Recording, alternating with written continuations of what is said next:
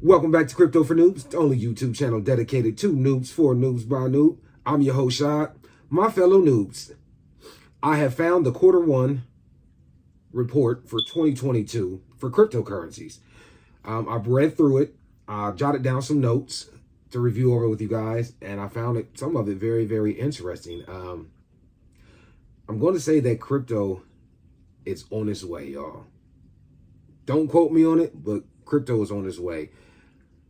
And when I go over some of these notes, and when I go over some of the report, you will see why crypto is the future. Everybody's known that, but it's becoming more widely known that crypto is definitely the future.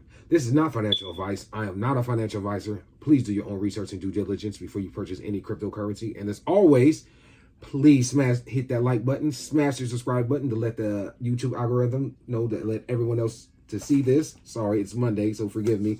And we are going to rock it off. So, quarterly report. Let me pull the stories. Okay, that's better. Crypto quarterly report, Q1 2022. Some of the key takeaways were institutional demand for cryptocurrencies increased in Q1 2022 with more multinational, keyword multinational corporations exploring the adoption of blockchain and cryptocurrencies. Many nations drafted new regulatory frameworks to catch up with the digital economy. Despite improving fundamentals, Bitcoin closed the first quarter of 2022 at 45,506, while Ethereum closed at 3281.842. Okay, so this brief section right here states that governments around the world are starting to recognize the significant role that cryptocurrencies are playing in investor decisions. The U.S. appears to have taken a new approach regulating digital assets as the blockchain industry grows by leaps and bounds. Okay. So we're not going to go over all of this. I wrote some notes down, what I thought would be some of the most important things to know, or some of the key takeaways.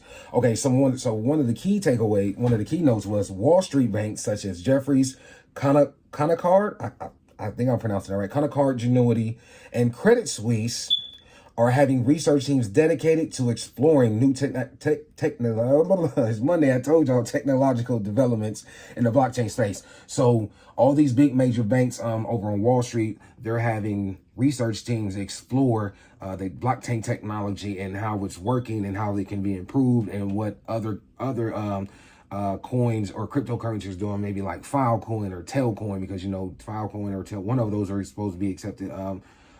So instantaneous was modeled after, Litecoin. Litecoin is supposed to be modeled after Bitcoin, like instantaneous transmissions, transactions, not transmissions, or beaming to Mars transmissions, transactions, so things of that. So they'll be exploring that. Excuse me. So what that means is that a lot of institutions are more than likely going to start exploring the adoption of cryptocurrency. When you have major ones like that, I've heard of Credit Suisse, but I've never heard of the other two. So they must be like giants. Like they must be like, yeah, huge. But anyways, when they're exploring, you can best believe, you can bet your ass other companies and other banks will too, even some of the little banks, because it's the future. Like, they don't want to get left in the past. All right. So some tech companies such as Google, Uber, and PayPal are rumored to be accepting crypto as users and merchants demands rise. So a lot of users and the merchants are demanding to use cryptocurrency as a form of payment, because as you know, when you use things like PayPal, it's called Block now, what is it, Square, Shopify, things like that, it's a lot of fees. They have a thing called VisiPay, it's like kind of like Square, like all these sites and all these places, they're charging a god-awful amount of fees. And it's just a lot. Even the credit card transactions, like with Visa, like the credit card transactions, like I used to have a small business, and trust me, the fee, the transaction on the fees, the higher the amount of money, the higher the amount of the transaction. Some of them have like set amounts, like per 10,000 or something like that, but it's a lot. But with the adoption of cryptocurrency, the only fee that you'll incur is when you buy the cryptocurrency. Boom, problem solved. Okay, so President Biden has issued an executive order on ensuring responsible development of digital assets. Right here. He has also called for a broad review of digital assets, setting 6 main objective goals for that board, or for the objectives, or for the development of digital assets. So the United States is exploring a CBDC, a central bank digital currency. I'm highly against it, because that means they can track everything that you spend. They can possibly block where you spend it. If you don't pay your taxes, they'll take it. Like I'm highly against it. But that is what the U.S. is working on. When they said a broad review of cryptocurrencies and things like that, that makes me wonder, makes me feel like, how are they going to get their hands on, they want to get their hands on that too. So that's just what I think when I hear that. So when I hear stuff like that, that's just what I think. Okay. So the Bank of England has started making plans and preparations for regulatory framework for crypto assets over in the UK. All right.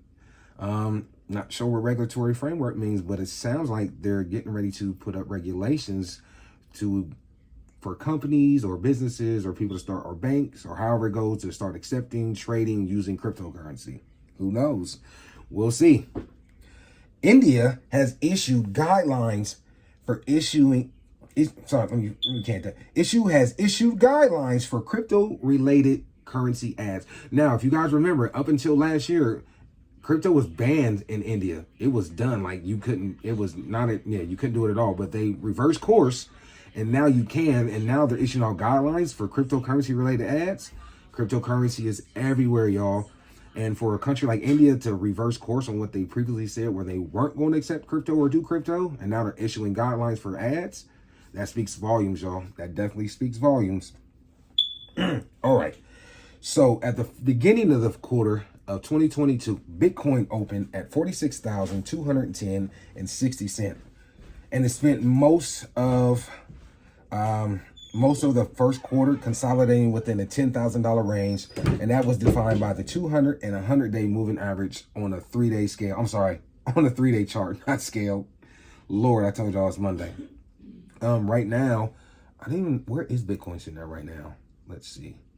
Let's go here real quick, because it's open. Bitcoin's currently sitting at 39,393. 24-hour period is down 2.6%. Market cap's at 749 billion. Okay, so not sure exactly what's going on with that, but alrighty. The last week of quarter one of 2022, Bitcoin was able to break the 100-day moving average, but it failed to overcome the 50-day moving average on the 3-day chart, and thus it resulted to it dropping back down and closing the first quarter at 45,506.